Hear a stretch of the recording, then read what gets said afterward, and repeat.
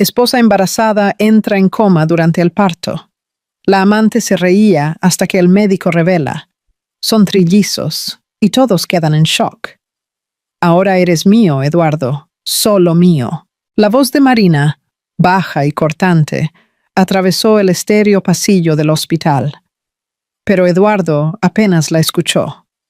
Sus ojos estaban fijos en la puerta cerrada de la sala de cirugía, donde la vida de su esposa, Elena, estaba siendo decidida por un equipo médico. El aire parecía denso, pesado, y cada segundo se arrastraba con una lentitud torturante. Sentía un temblor involuntario en las manos, la camisa pegándose a su espalda con un sudor frío. ¿Cómo habían llegado a eso? ¿Cómo el sueño de una vida entera se había transformado en esa pesadilla en un pasillo de hospital? Con la amante susurrando promesas venenosas, mientras su esposa luchaba por sobrevivir. Si quieres saber cómo terminará esta traición, dale a me gusta ahora y suscríbete al canal. Eduardo Navarro era un nombre que aparecía en revistas de arquitectura.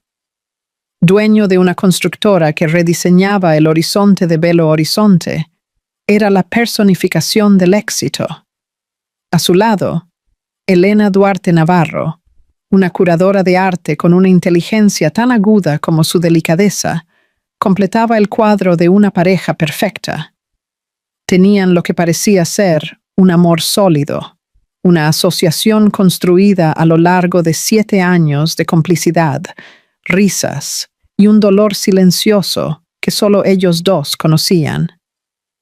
Su casa en Nova Lima, una moderna estructura de vidrio y piedra clara, era magnífica, pero resonaba con un vacío que ninguna obra de arte podía llenar. Era el silencio de la ausencia, de las noches pasadas en vela, marcadas por lágrimas contenidas, y el doloroso ritual de las inyecciones de fertilidad. Cada intento fallido era una pequeña muerte, un golpe a la esperanza que se obstinaban en reconstruir. 7 años, 7 ciclos de expectativa y frustración. Hasta que, en el 8º intento de fertilización in vitro, el resultado que apenas se atrevían a esperar se materializó en un análisis de sangre. Positivo.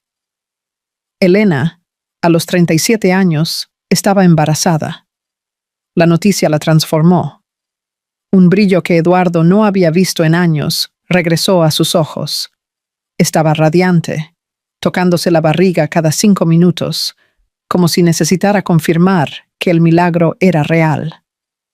Finalmente, sería madre. Eduardo sonreía ante las fotos de la ecografía, abrazaba a su esposa, participaba en las discusiones sobre nombres y colores para la habitación del bebé. Parecía feliz, pero la felicidad era una máscara fina, y detrás de ella algo sombrío se escondía. Él cargaba un secreto que tenía el poder de quemarlo todo hasta las cenizas. Una amante. Marina Vasconcelos era la personificación de la ambición. A sus 29 años, recién llegada a la constructora de Eduardo, era una arquitecta talentosa, con una belleza que desarmaba y una frialdad que la hacía implacable en sus objetivos. Ella veía a Eduardo no como un hombre casado, sino como un peldaño, el más importante de su carrera. Y él, exhausto por la presión de mantener la fachada de fortaleza para Elena durante los años de tratamiento, seducido por la atención descarada y la admiración que Marina le ofrecía, cedió. El caso comenzó como un cliché.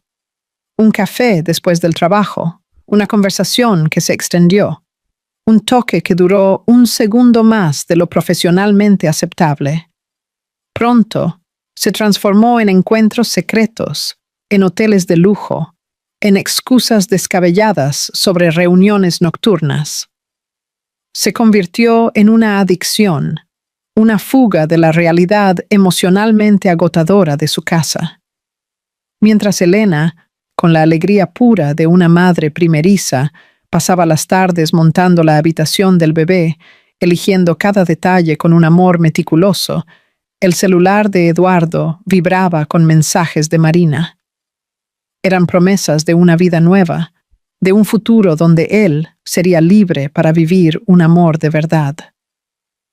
Tan pronto como nazca este bebé, te deshaces de ella y empezamos, escribía ella con una certeza aterradora. Eduardo leía los mensajes y sentía un nudo en el estómago. Estaba atrapado entre dos mundos, el de la lealtad y la historia que construyó con Elena, y el de la pasión abrumadora y egoísta que sentía por Marina. Se decía a sí mismo que era algo temporal, que terminaría todo después de que se calmaran las cosas, después de que naciera el bebé y Helena estuviera fuerte. Era una mentira que se repetía a sí mismo para poder dormir por la noche. Pero las mentiras tienen patas cortas y dejan rastros. Elena, con la intuición agudizada por el embarazo y por años de intimidad con su marido, comenzó a notar las grietas en su fachada. Un perfume femenino, que no era el suyo, impregnado en su chaqueta. La prisa por ducharse tan pronto como llegaba a casa, como si necesitara lavar algo más que el cansancio del día. La gota que colmó el vaso fue el extracto de la tarjeta de crédito. Una cena carísima en uno de los restaurantes más exclusivos de la ciudad. Un martes en el que juró haberse quedado hasta tarde en la oficina terminando un proyecto. Ella no hizo una escena. Esperó a que él llegara, se sentó frente a él en la sala de estar y colocó el extracto sobre la mesa de centro. Su voz era tranquila, pero cargada de un peso que enrareció el aire. ¿Dónde estabas, Eduardo? La negación de él fue instantánea, casi automática. Trabajando, ya te lo dije. Pero no pudo sostener su mirada. La verdad estaba allí, en los ojos de Helena, que lo conocía mejor que él mismo. Él se derrumbó, lloró, pidió perdón, juró que era un error estúpido, un momento de debilidad, y que quería terminar todo inmediatamente. Elena lo escuchó en silencio. Cada palabra suya era un cuchillo girando en su pecho. La imagen de la habitación del bebé, perfectamente montada, pasó por su mente. La sensación de su hijo moviéndose dentro de ella. Por él, y por el amor que aún sentía, tomó una decisión. No quiero saber quién es ella, dijo con voz firme, aunque por dentro estuviera hecha pedazos. Quiero que resuelvas esto, y voy a esperar. Voy a esperar hasta que nazca nuestro hijo. Después, decidiremos qué hacer con lo que queda de nosotros. Se levantó y fue a la habitación, dejándolo solo en la sala, con el peso abrumador de su traición. La decisión de Helena no fue un perdón. Fue un ultimátum aplazado. Un frágil periodo de tregua, sostenido solo por la expectativa de la llegada del bebé. Eduardo se prometió a sí mismo que se ganaría esa segunda oportunidad. Se alejaría de Marina, se dedicaría a Elena y a su hijo, y reconstruiría la confianza que había roto. Pero la adicción era más fuerte, y la telaraña de mentiras ya estaba tejida de forma demasiado compleja para ser deshecha con una simple promesa. La promesa de Eduardo de terminar todo con Marina se evaporó en el aire a la mañana siguiente. Se despertó con una sensación de náuseas, el peso de la confrontación con Elena aplastando su pecho. A su lado, ella dormía, pero no era un sueño tranquilo. Su rostro estaba tenso, marcado por el dolor que él había causado. Se levantó en silencio, se vistió en la oscuridad y salió de casa antes de que ella despertara, incapaz de mirarla a los ojos de nuevo. Lo primero que hizo al subirse al coche fue agarrar el celular. La tentación era un picazón bajo la piel, una necesidad física. Necesitaba escuchar la voz de Marina, necesitaba su validación para sentirse menos monstruoso. Ella lo descubrió, dijo con voz baja tan pronto como ella contestó. Al otro lado de la línea, la reacción de Marina no fue de sorpresa o miedo, sino de una calma calculadora. Y eso no cambia nada, Edu. Solo acelera las cosas. Ahora tienes un motivo perfecto para irte de casa. Di que necesitas un tiempo para pensar. Ven aquí. La simplicidad con la que propuso la solución lo asustó y lo sedujo en igual medida. Para Marina, su matrimonio era un mero obstáculo logístico, un contrato a rescindir. No había espacio para la complejidad emocional, para los 7 años de historia, para el hijo que venía en camino. Su visión era limpia, directa, enfocada en el objetivo final: tenerlo para sí. Y Eduardo, exhausto por la culpa y la tensión en su propia casa, encontró un peligroso alivio en esa simplicidad. No fue a su apartamento, aún no, pero la conversación reavivó la llama del affair que él había jurado apagar. Las semanas que siguieron fueron un ejercicio de duplicidad. En casa, era el marido arrepentido y atento. Acompañaba a Elena a las citas prenatales, le masajeaba los pies hinchados por la noche, hablaba con el bebé a través de su barriga, sintiendo las patadas y maravillándose con la vida que había ayudado a crear. En esos momentos, la culpa lo consumía. Miraba a Elena, a la frágil confianza que ella intentaba reconstruir, y se odiaba. Veía el amor incondicional de ella por el hijo que aún no había nacido y sentía el sabor amargo de su propia traición. Pero fuera de casa, era otro hombre. Las reuniones de proyecto con Marina se extendían por horas, cargadas de una tensión eléctrica. Los toques accidentales bajo la mesa de reunión, las miradas cruzadas por encima de los planos arquitectónicos, los correos electrónicos con doble sentido. El affair ya no necesitaba hoteles. Se desarrollaba en los espacios vacíos del día a día, en los intersticios de su vida profesional. Marina era maestra en mantener la llama encendida. Lo elogiaba frente a otros colegas, ensalzando su talento, haciéndolo sentir poderoso y deseado. Luego, en privado, lo deconstruía con una precisión cruel. «Ella te perdonó demasiado fácilmente», comentó Marina un día, mientras analizaban la maqueta de un nuevo edificio. «Mujeres como Elena no perdonan. Administran el daño.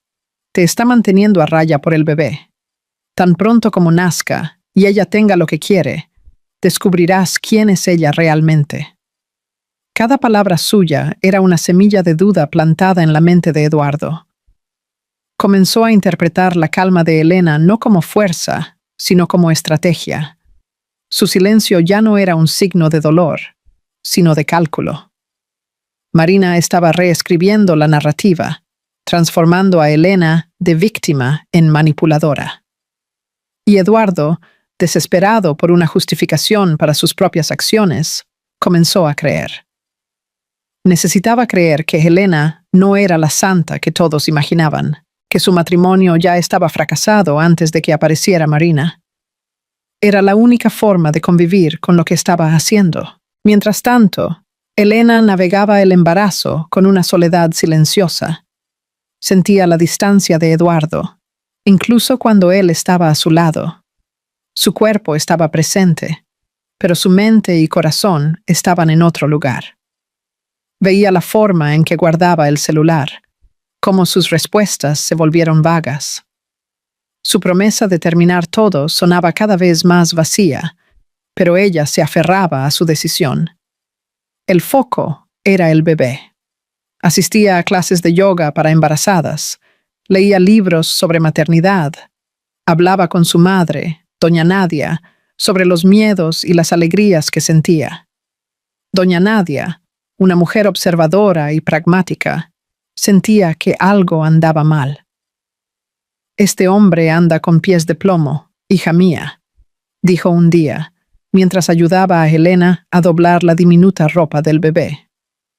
«No me gusta la forma en que te mira, como si estuviera pidiendo disculpas por algo que aún no ha hecho». Elena solo se encogió de hombros, forzando una sonrisa. «Es solo la presión del trabajo, mamá, y la ansiedad por la llegada del bebé». No tenía fuerzas para confesar la verdad, para admitir en voz alta que su matrimonio de ensueño se estaba desmoronando. Admitirlo sería hacerlo real, y ella necesitaba mantener la ilusión de normalidad, al menos hasta tener a su hijo en brazos. La audacia de Marina, sin embargo, no conocía límites. Comenzó a dejar marcas deliberadas, pequeños actos de sabotaje psicológico. Un día, Eduardo llegó a casa con un arañazo visible en el cuello que intentó disimular como un accidente con el cuello de la camisa.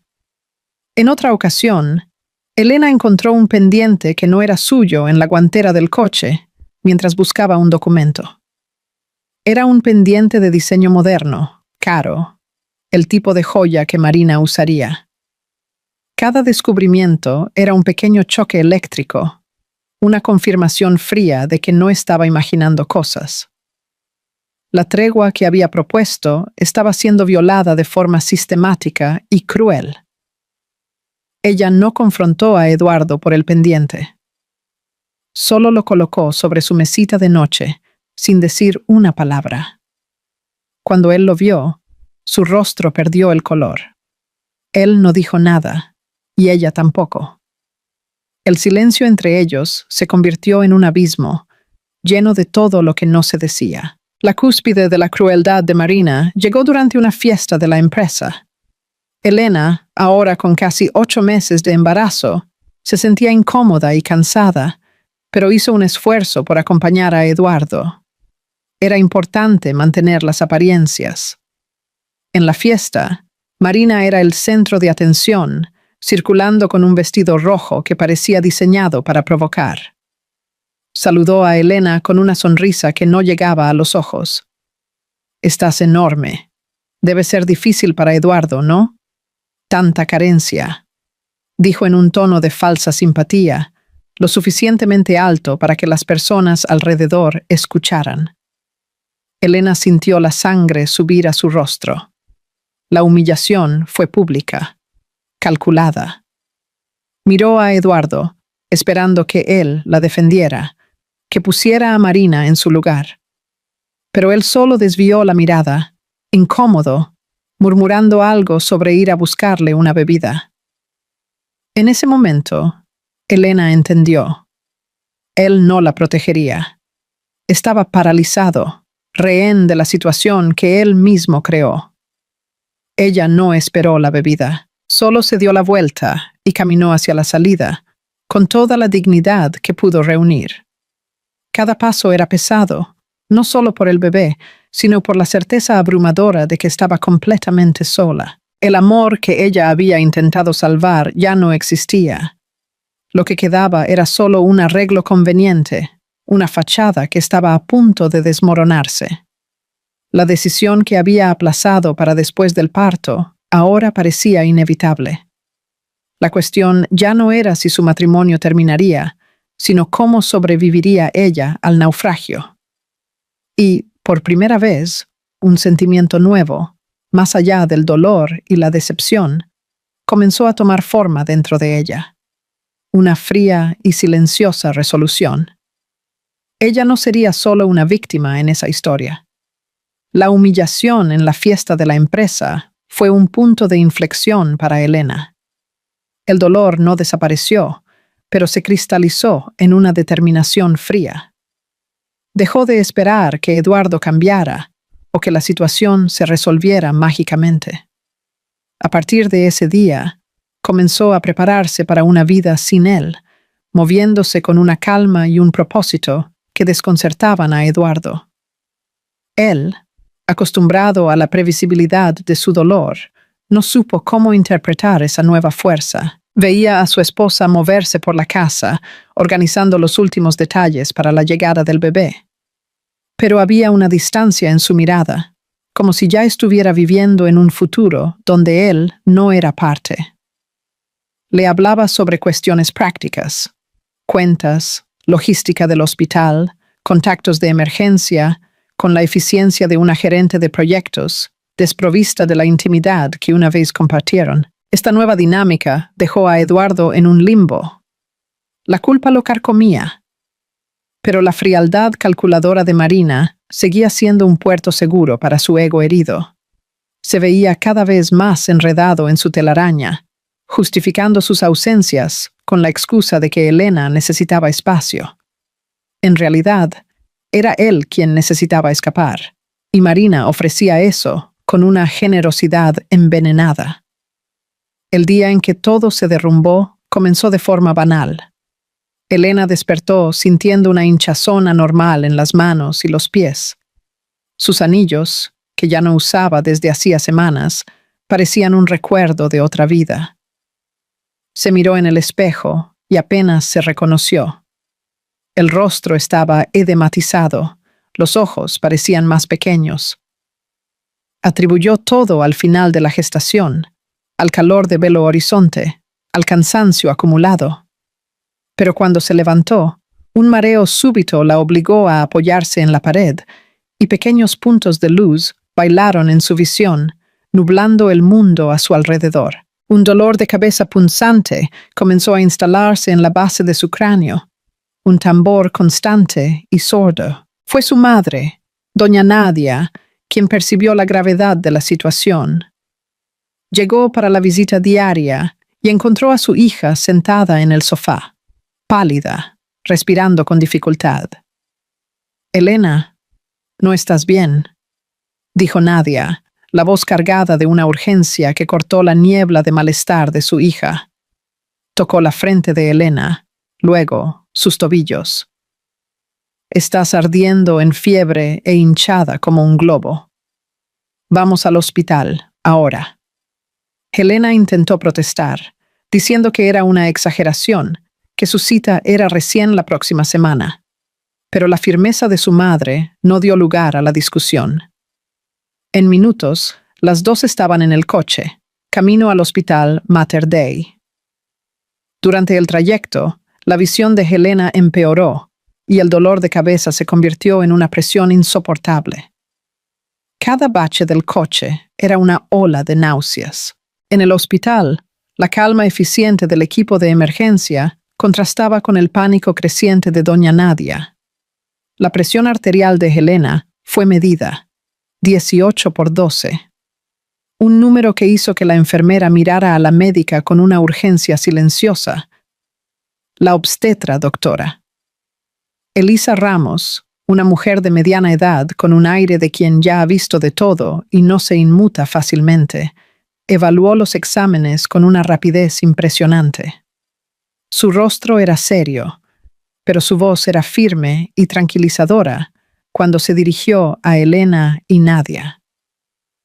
«Elena, tienes un cuadro de preeclampsia severa. Tu presión está en niveles peligrosos para ti y para el bebé. No podemos esperar. Necesitamos inducir el parto ahora». La frase cayó en el ambiente climatizado del consultorio con el peso de una sentencia. Inducir el parto. Ahora. Helena sintió que le faltaba el aire. No era así como debía ser. No había tiempo para prepararse, para llamar a Eduardo, para vivir el momento que había soñado durante casi una década. El pánico comenzó a subir por su garganta, pero la mirada de la doctora Ramos la mantuvo anclada. «Vamos a cuidar de ti y de tu hijo. Estás en el mejor lugar posible». Mientras Elena era preparada para el procedimiento, doña Nadia, con las manos temblando, cogió el celular para llamar a Eduardo. Él estaba en un restaurante sofisticado en el barrio de Lourdes, el tipo de lugar con luz tenue y camareros que se mueven como sombras. Frente a él, Marina se reía de algo que él había dicho, girando su copa de vino tinto. La luz de la vela bailaba en sus ojos y por un momento Eduardo logró olvidar el mundo fuera de esa mesa. Estaba inmerso en la ilusión de una vida sin complicaciones, una vida donde él era solo un arquitecto de éxito, cenando con una mujer hermosa. El celular vibrando en el bolsillo del pantalón fue una intrusión violenta en ese refugio. Vio el nombre suegra en la pantalla y sintió un escalofrío. Contestó, tratando de mantener la voz neutra. «¿Eduardo?» La voz de Nadia era casi irreconocible, desgarrada por el pánico. «Es Elena. Está mal. La presión está por las nubes. La están llevando a cirugía ahora. Ven al Mater Dei, por el amor de Dios». El mundo de Eduardo se desmoronó. El sonido del restaurante, la risa de Marina, el sabor del vino en su boca, todo desapareció. Se puso pálido, la sangre huyendo de su rostro. Las palabras cirugía y presión por las nubes resonaban en su mente. Se levantó abruptamente, tirando la silla en el proceso. Yo necesito ir, tartamudeó, tirando unos billetes sobre la mesa, sin siquiera mirar la cuenta. Marina lo observó, la expresión de sorpresa transformándose rápidamente en irritación. ¿Qué pasó? ¿Qué quería la bruja de tu suegra? Es Elena, el hospital. Fue todo lo que pudo decir antes de darse la vuelta y correr hacia la salida, dejándola sola en la mesa. La furia se apoderó de Marina. La noche perfecta, el clímax de su seducción, interrumpido por la esposa enferma. Ella no veía la situación como una emergencia médica, sino como una manipulación, un último acto desesperado de Elena para atraer a Eduardo de vuelta. En un impulso de rabia y posesividad, cogió su bolso y fue tras él. No iba a dejarlo ir solo. No iba a permitir que la culpa y la pena lo hicieran volver al lado de Elena. Necesitaba estar allí para controlar la narrativa, para asegurar que esa crisis fuera el fin definitivo de su matrimonio. Lo siguió, decidida a presenciar de cerca el final de esa historia, sin imaginar que el final sería muy diferente de lo que había planeado. El trayecto hasta el hospital fue un borrón para Eduardo. Conducía con una urgencia desesperada, zigzagueando por el tráfico de Belo Horizonte, las manos apretando el volante con tanta fuerza que los nudillos estaban blancos. Cada semáforo en rojo era una tortura, cada coche lento delante de él un obstáculo insoportable. La voz en pánico de doña Nadia resonaba en su cabeza, mezclada con la imagen de Elena, frágil y embarazada, y el rostro irritado de Marina en el restaurante. El peso de sus elecciones se desplomó sobre él con una fuerza brutal. Había pasado meses viviendo en una realidad paralela, un mundo de mentiras convenientes, donde las consecuencias parecían distantes. Ahora, la realidad lo golpeaba como un tren descontrolado. La vida de su esposa y de su hijo estaba en riesgo, y él estaba cenando con su amante. La sordidez de su situación era innegable, despojada de cualquier justificación que él pudiera haber creado para sí mismo. Cuando finalmente llegó al hospital Mater Dei, corrió por los pasillos blancos y asépticos, el sonido de sus zapatos haciendo eco al frenético latido de su corazón. Encontró el ala de maternidad y divisó a doña Nadia, encogida en una silla en la sala de espera, el rostro devastado por la preocupación. Pero antes de que pudiera llegar hasta ella, una figura se interpuso en su camino. Era Marina. Estaba parada en medio del pasillo, como si lo esperara. Vestía un elegante vestido negro, el maquillaje impecable, el cabello perfectamente alineado. En medio del caos controlado del hospital, la angustia palpable de las familias alrededor, ella parecía una anomalía, una actriz que se había equivocado de escenario. Su presencia allí era tan fuera de lugar, tan equivocada, que por un instante Eduardo no pudo procesarlo. El olor de su perfume, el mismo que él intentaba lavar de su cuerpo antes de llegar a casa, lo golpeó con la fuerza de un puñetazo. «No puedes estar aquí», dijo, la voz un susurro ronco, la incredulidad mezclándose con la rabia. Aquel era un espacio sagrado de dolor y esperanza, el lugar donde su familia estaba siendo deshecha o salvada, y la presencia de ella era una profanación. Marina levantó una ceja, una sonrisa venenosa formándose lentamente en sus labios. «Ah, sí puedo», respondió, la voz baja, pero cargada de una confianza cruel. Dio un paso hacia él, acortando el espacio entre ellos, ignorando completamente la presencia de doña Nadia a pocos metros de distancia. «Ya que ella va a morir, alguien tiene que cuidar de ti».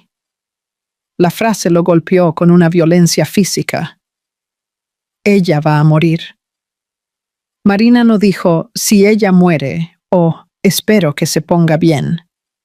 Ella profirió la sentencia con la certeza de quien leyó un guión ya escrito, un resultado deseado. En ese momento, Eduardo vio la verdadera naturaleza de Marina, desprovista de cualquier filtro. No había pasión allí, solo una ambición predatoria y una total ausencia de empatía. Sintió un sabor amargo en la boca, una repulsión que subió del fondo de su estómago. Retrocedió un paso, como si el toque de ella pudiera quemarlo. Doña Nadia, que observaba la escena paralizada, se levantó y caminó hasta ellos, el rostro una máscara de desprecio. «Sal de aquí», le dijo a Marina, la voz temblando de furia contenida. «Ten el mínimo de decencia. Mi hija está luchando por su vida». Marina solo le lanzó una mirada de desdén a la mujer mayor antes de volver su atención a Eduardo. Ignorando completamente a su suegra, se acercó de nuevo, su mano tocando su brazo. El toque era frío. «No la escuches, Edu». «Está histérica», susurró, como si compartiera un secreto. «Todo esto es para mejor. Es el destino dándonos una oportunidad. Piénsalo. Sin drama, sin divorcio complicado, sin pensión. Solo nosotros dos, un nuevo comienzo». Mientras el equipo médico luchaba por estabilizar la presión de Elena para realizar una cesárea de emergencia que salvara 2 vidas, Marina tejía su plan en el pasillo. Cada segundo que pasaba, cada pitido de los monitores que se filtraba por la puerta cerrada, era, para ella, un paso más hacia la victoria. Apretó el brazo de él, los ojos fijos en los suyos, tratando de hipnotizarlo, de atraerlo a su versión de la realidad. «Ahora eres mío, Eduardo, solo mío». El pasillo se quedó en silencio por un instante. Las palabras de ella flotaron en el aire estéril, una declaración de posesión hecha sobre la potencial tragedia de otra mujer. Eduardo estaba paralizado, atrapado entre la repulsión que sentía y la fuerza magnética de la voluntad de ella. Quería gritar, mandarla a marcharse, pero las palabras no salían. Su mente estaba en la sala de cirugía, con Elena. Fue en ese momento que la puerta de la sala se abrió. El sonido hizo que los 3 se giraran abruptamente. La doctora Elisa Ramos salió, el rostro cansado, pero firme. Se quitó la mascarilla quirúrgica, revelando marcas de presión en la piel. Su mirada pasó por doña Nadia, luego por Eduardo, y finalmente se posó en Marina, que aún sostenía su brazo, la sonrisa presuntuosa todavía flotando en sus labios. Hubo una fracción de segundo en que la médica pareció evaluar la escena. La mujer de negro maquillada y el marido pálido. Eduardo dio un paso adelante, el corazón en la garganta. «Doctora, Elena, ella...». La doctora Ramos no lo miró. Sus ojos permanecieron fijos en Marina, como si se dirigiera directamente a la fuente de tensión en ese pasillo. Con una voz clara, clínica y desprovista de cualquier emoción que no fuera profesionalismo, dijo: «La madre está en estado grave. Tuvimos que inducirla al coma para controlar la presión y evitar más daños. Pero salvamos a los bebés». Hubo una pausa, un suspiro colectivo de alivio y miedo. «¿Bebés?». En plural, Eduardo frunció el ceño, confundido. «¿Bebés? ¿Cómo así? Ramos finalmente desvió la mirada de Marina y lo encaró. Sí, señor Navarro. Bebés. Son trillizos. 2 niñas y un niño. Una sorpresa para todos nosotros. Son prematuros y están yendo a la UCI neonatal, pero están estables. El pasillo quedó mudo. El sonido parecía haber sido aspirado del ambiente. Trillizos. La palabra resonó, rebotó en las paredes blancas, deconstruyendo todo. Eduardo sintió que el suelo desaparecía. 3. No 1. 3. Miró a doña Nadia, que tenía las manos en la boca, los ojos muy abiertos, en una mezcla de shock y asombro. Pero el verdadero impacto de la noticia fue visible en el rostro de Marina. El color desapareció de sus mejillas. La sonrisa venenosa se deshizo, sustituida por una máscara de incredulidad pálida. El "ahora eres mío", que había susurrado segundos antes, se transformó en un eco grotesco, un pesadilla que se materializaba ante sus ojos. Sus planes, tan cuidadosamente trazados, no incluían un bebé. Y ciertamente no incluían 3. 3 niños, 3 herederos del Imperio Navarro. 3 lazos indestructibles y vivos con la mujer que ella quería borrar de la existencia.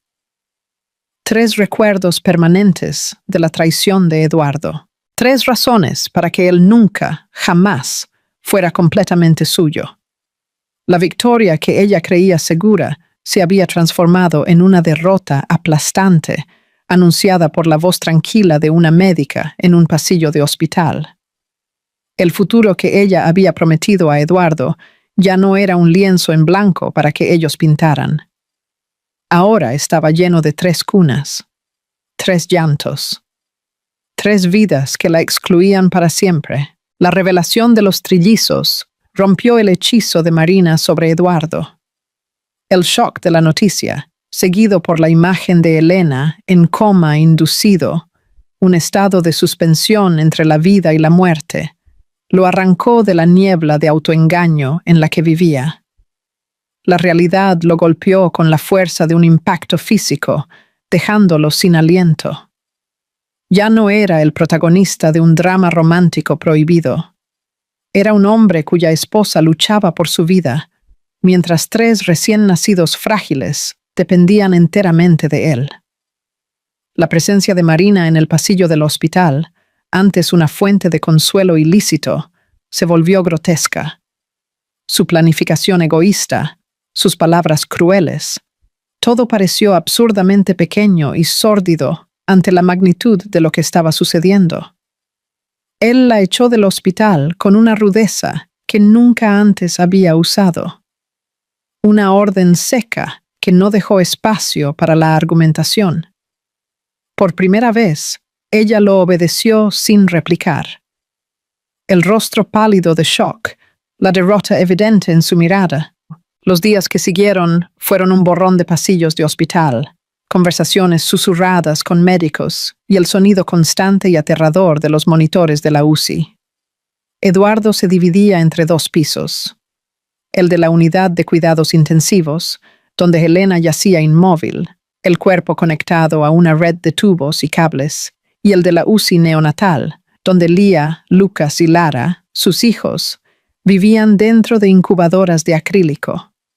Eran seres humanos minúsculos, increíblemente frágiles, con la piel casi translúcida y los ojos permanentemente cerrados.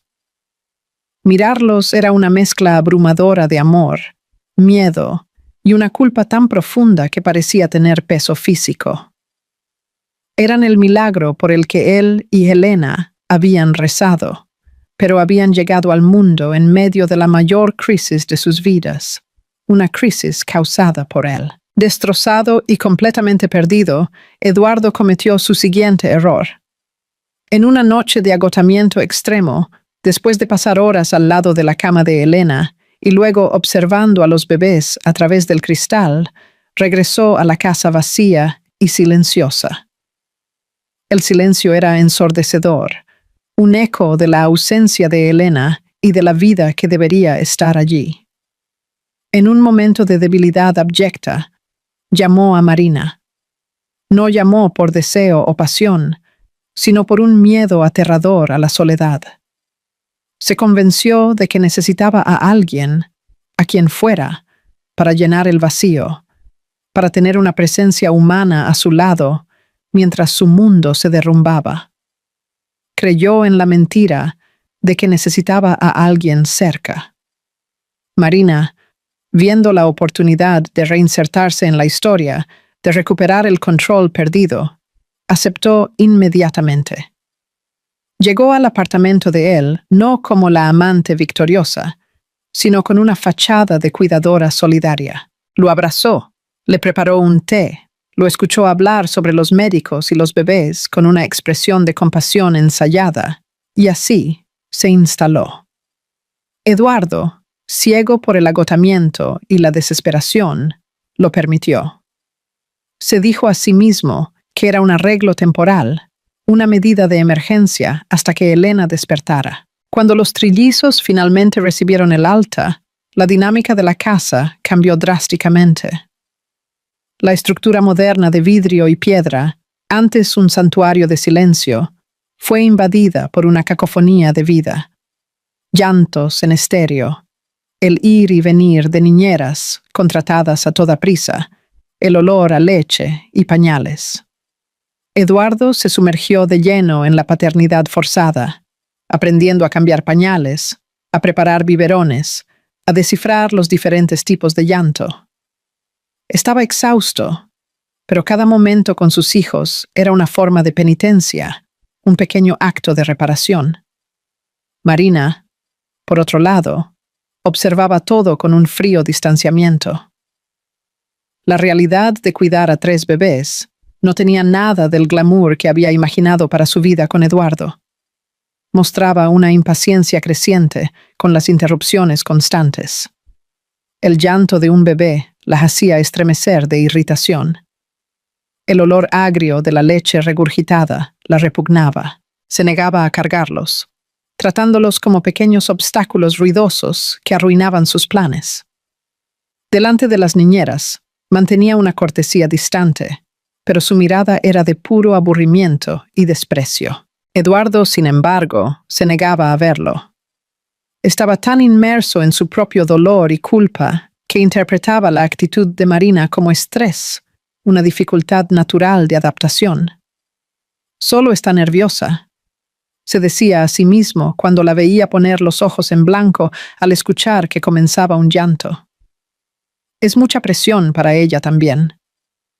Necesitaba creer que ella era su aliada, pues admitir lo contrario significaría confrontar el hecho de que él había invitado a un monstruo a su casa, cerca de sus hijos vulnerables. La ilusión fue rota por una de las niñeras, una señora experimentada llamada Lucia, que observaba la situación con creciente preocupación. Una tarde, mientras Eduardo regresaba del hospital, Lucia lo llamó a un rincón, la voz baja y urgente. «Doctor Eduardo, necesito decirle una cosa. Hoy, mientras usted no estaba, doña Marina...» Ella se quedó en silencio.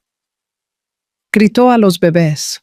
No paraban de llorar y ella perdió la paciencia. La vi cuando apretó el brazo de la pequeña Lía con fuerza. Su manita se puso roja. La acusación golpeó a Eduardo como un puñetazo en el estómago. Su primera reacción fue la negación. «Eso es imposible, Lucia. Marina jamás haría eso. Debe haber sido un malentendido». No podía. No quería creer. ¿Lastimar a uno de sus hijos? Era impensable. Pero la mirada firme y honesta de la niñera no vaciló. No estaba chismorreando, estaba dando una advertencia. La semilla de la duda, una vez plantada, comenzó a germinar. Eduardo despidió a Lucia, pero sus palabras resonaron en su mente. Comenzó a observar a Marina con otros ojos, notando los pequeños gestos de repulsión que antes ignoraba. La forma en que se alejaba cuando él cargaba a uno de los bebés, el suspiro de irritación cuando el llanto de Lucas la despertaba durante la noche. La duda se transformó en una sospecha enfermiza. Necesitaba saber la verdad. Sin decir nada a nadie, contactó a una empresa de seguridad y mandó instalar una cámara oculta en la sala, posicionada para cubrir el área donde las cunas quedaban durante el día. Algunos días después, se sentó en su oficina, el corazón martilleando contra sus costillas, y abrió la aplicación de monitoreo en su laptop. Vio las grabaciones del día, sintiéndose un voyeur en su propia casa. Al principio, nada fuera de lo común. Las niñeras cuidando a los niños, Marina entrando y saliendo, hablando por celular. Entonces, en un momento en que las niñeras estaban ocupadas en la cocina, los 3 bebés comenzaron a llorar al mismo tiempo. Marina entró en la sala, el rostro una máscara de furia. Eduardo observó, horrorizado, mientras ella se acercaba a las cunas. No los cargó, no los calmó. Se quedó parada, mirándolos con puro odio. ¡Paren! ¡Dejen de gritar!, simuló. Luego, se inclinó sobre la cuna de Lara y dijo, con una voz burlona y cruel, ¿creen que a alguien le importa? Su mamita está durmiendo para siempre, y su papi, él es mío. Eduardo sintió que el aire era arrancado de sus pulmones, pero lo peor aún estaba por venir. Marina se alejó, se sentó en el sofá y cogió una revista, ignorando deliberadamente el llanto desesperado que llenaba el ambiente. Puso los ojos en blanco, resopló, y luego, hablando sola, pero lo suficientemente alto para que la cámara captara, dijo: «Dita la hora en que nacieron. Si fuera solo uno, hasta se podría aguantar. Pero 3, si fueran de ella, sería hasta poético, la mártir dejando su legado. Pero me tocan a mí, 3 pequeños monstruos para arruinarlo todo». El asco que se apoderó de Eduardo fue una ola física, violenta.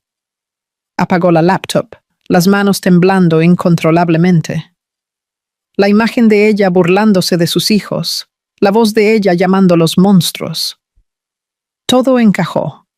El arañazo en el cuello, el pendiente en el coche, la humillación en la fiesta, la frialdad en el hospital. No veía a una mujer estresada. Veía a un monstruo. Esa noche, cuando Marina llegó de una reunión con amigas, quejándose del tráfico, él la esperaba en la sala. No gritó. Su voz era baja, gélida, desprovista de cualquier emoción.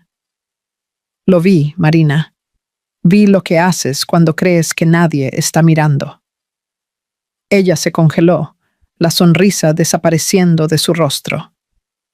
«¿De qué estás hablando?» «Te vi con mis hijos, escuché lo que dijiste». Él se acercó a ella, y por primera vez Marina sintió miedo de él. Su mirada era la de un extraño. «Eres un monstruo». Ella intentó defenderse, usar la misma táctica de siempre, la manipulación. «¿Yo? Yo solo dije lo que tú pensaste primero. No finjas que querías a esos niños. Arruinaron nuestros planes». La confesión de ella, el intento de hacerlo cómplice de su crueldad, fue la última gota. «No existen nuestros planes», dijo, la voz cortante. «Coge tus cosas y sal de mi casa, ahora». «No puedes hacer esto, Eduardo. Me necesitas».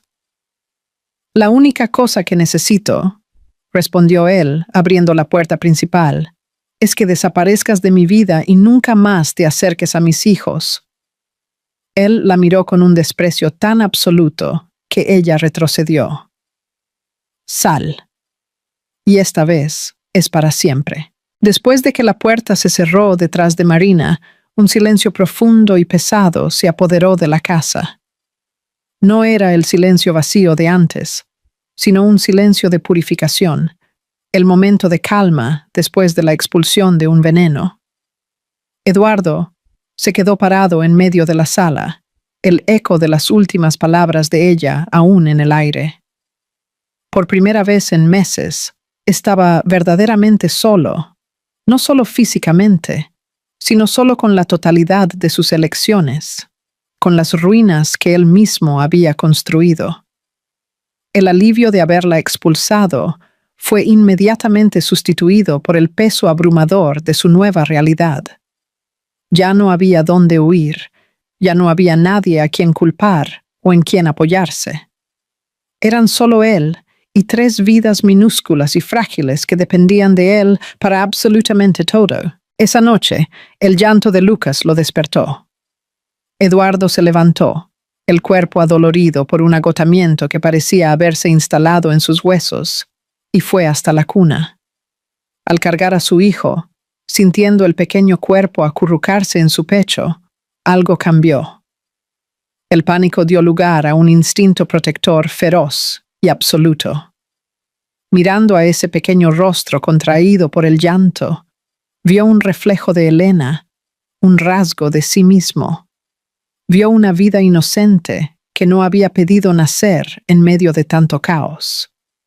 En ese momento, la paternidad dejó de ser una obligación o una penitencia.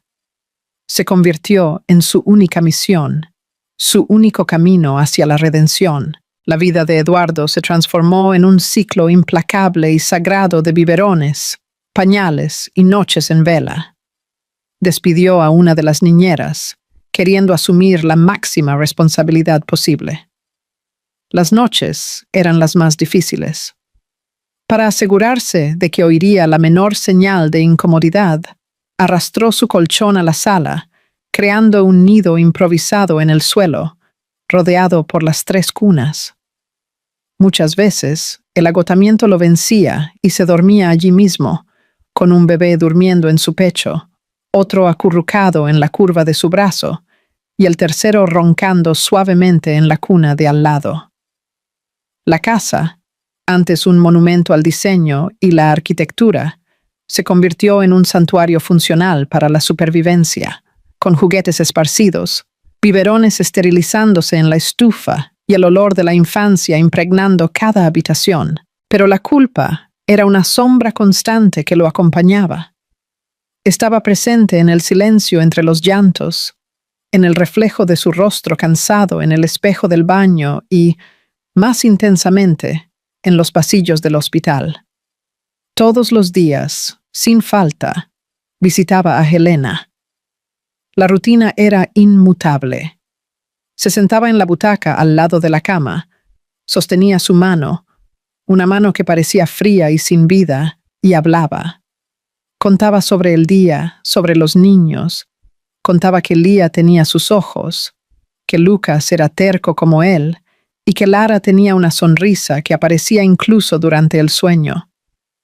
Y entonces, cuando la narrativa del día a día se agotaba, pedía perdón. Las palabras salían en un susurro ronco, cargadas de un arrepentimiento que lo asfixiaba. Perdóname, Helena. Perdóname por lo que hice con nosotros, con nuestra historia. Fui débil, fui un idiota, un egoísta. Cambié oro por basura. No te merezco.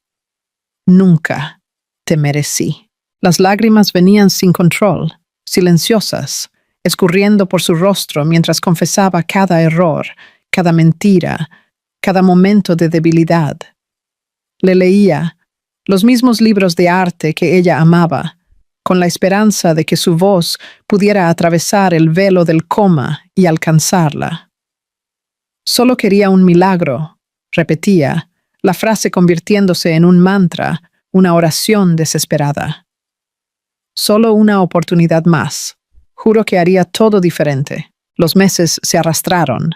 Los bebés crecían, ganaban peso. Sus pequeños rostros adquirían personalidades distintas. La primera sonrisa de Lía, el primer balbuceo de Lucas, la forma en que Lara lo seguía con los ojos.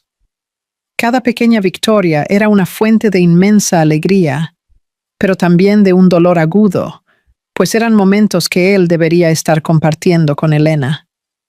Tomaba fotos, grababa videos, acumulando un archivo de recuerdos para mostrarle si y cuándo ella volviera. Hasta que una mañana de otoño, 6 meses después del parto, el milagro sucedió. Ocurrió sin alarde, sin un evento dramático. Eduardo estaba durmiendo la siesta en la butaca al lado de la cama, la cabeza ladeada, exhausto después de una noche particularmente difícil con los trillizos. La luz suave de la mañana se filtraba por la ventana de la habitación del hospital, creando una atmósfera de paz. Fue entonces que sintió un movimiento casi imperceptible, una ligera presión en su mano. Los dedos de Elena se movieron. Abrió los ojos instantáneamente, el corazón disparado. Miró su mano, entrelazada con la suya, y vio un pequeño temblor, un espasmo, y luego un apretón débil, pero inconfundible. Contuvo la respiración, sin atreverse a moverse. Lentamente, levantó la mirada hacia su rostro y encontró sus ojos abiertos. Ya no estaban vacíos y distantes. Lo observaban, débil, pálida, pero inequívocamente viva y presente. «Volviste», susurró, la voz embargada, rompiendo en un sollozo. Las lágrimas que había derramado durante meses de culpa se transformaron en lágrimas de un alivio tan abrumador que lo hizo curvarse sobre su mano, llorando abiertamente. Su voz, cuando llegó, era un hilo, débil por el desuso, pero clara. «Lo escuché todo, Eduardo». Él levantó la cabeza, el rostro mojado, confuso. «¿Escuchaste qué?» «Todo», repitió ella, los ojos fijos en los suyos, sin rabia, sin pena, solo con una claridad exhausta. Las historias sobre los niños y las otras. Las partes en las que pedías perdón. Esas palabras lo golpearon con más fuerza que cualquier acusación. Ella estuvo allí todo el tiempo, una prisionera consciente en su propio cuerpo, escuchando cada confesión, cada promesa desesperada. La vergüenza lo consumió. Se deslizó de la butaca y se arrodilló al lado de la cama, el gesto no siendo dramático, sino un colapso de sus propias piernas. Apoyó la frente en el colchón, incapaz de encararla. «Déjame arreglarlo todo», imploró, la voz ahogada por el llanto. «Cambio, lo prometo. Hago cualquier cosa. Dame una oportunidad de mostrarte». Hubo un largo silencio. Él esperó el veredicto, la rabia, el rechazo que tanto merecía. Pero cuando Elena habló de nuevo, su voz no llevaba nada de eso. Solo dijo: «Mírame, Eduardo». Él levantó el rostro. Los ojos de Elena se desviaron de él por un momento, enfocándose en un punto al otro lado de la habitación. Él siguió su mirada y vio las 3 pequeñas fotos que él había pegado en la pared frente a su cama, los pequeños rostros de Lía, Lucas y Lara. «Entonces comienza por ellos», dijo ella, la voz ganando una nueva firmeza. «Comienza por nuestros hijos, sé el padre que merecen, y si un día logro perdonar, será por ellos, no por ti». Esas palabras no eran el perdón que él anhelaba, pero eran algo más valioso, un camino, una dirección, una oportunidad. No de borrar el pasado, sino de construir un futuro que valiera la pena. La recuperación de Helena fue lenta y ardua. Meses de fisioterapia para volver a aprender a caminar, de terapia para recuperar la fuerza. Eduardo estuvo a su lado en cada paso, no como un marido buscando absolución, sino como un compañero silencioso y dedicado. La llevaba a las citas médicas, cuidaba a los niños para que ella pudiera descansar, y por la noche, cuando ella se despertaba de pesadillas, él estaba allí, no para ofrecer palabras vacías, sino solo para buscar un vaso de agua, para ser una presencia tranquila en la oscuridad. Aprendió a amar de una forma diferente, no con la pasión egoísta de antes, sino con un amor de servicio, paciente e inquebrantable. Estaba aprendiendo a ser padre y en el proceso estaba, poco a poco, volviendo a aprender a ser un hombre digno de su amor. El día en que Elena regresó a casa fue un renacimiento. La casa, que ella había dejado como una esposa embarazada y traicionada, la recibía ahora como una sobreviviente y madre de 3. Verla sentada en el sofá, con un bebé en cada brazo y el tercero gateando a sus pies, fue la imagen que Eduardo guardaría para siempre. Poco a poco, la dinámica entre ellos comenzó a cambiar. El tenso silencio dio lugar a conversaciones sobre los niños. Las conversaciones dieron lugar a risas compartidas, cuando Lucas intentó meterse un trozo de brócoli en la nariz. Elena comenzó a observar a Eduardo, a ver al padre en que se había transformado.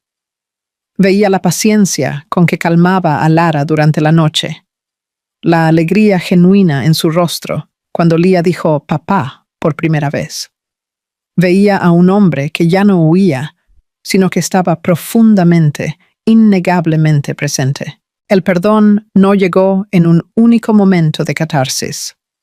Se infiltró, poco a poco, en las pequeñas rutinas del día a día, en la confianza reconstruida, no con palabras, sino con acciones consistentes. Un año después de que Elena despertara, en una tarde soleada en el jardín de la casa, los trillizos, tambaleándose y apoyándose unos en otros, dieron sus primeros pasos juntos, una pequeña tropa inestable, riendo y cayendo en la hierba. Eduardo y Elena observaban, lado a lado. Y, entonces, Elena se giró hacia él, y en su rostro había una sonrisa. No una sonrisa educada o forzada, sino una sonrisa genuina, que llegaba a sus ojos e iluminaba todo su ser. En ese instante, Eduardo entendió. El milagro no fue que Elena sobreviviera al coma. El milagro no fue que él tuviera una segunda oportunidad. El verdadero milagro fue esa sonrisa.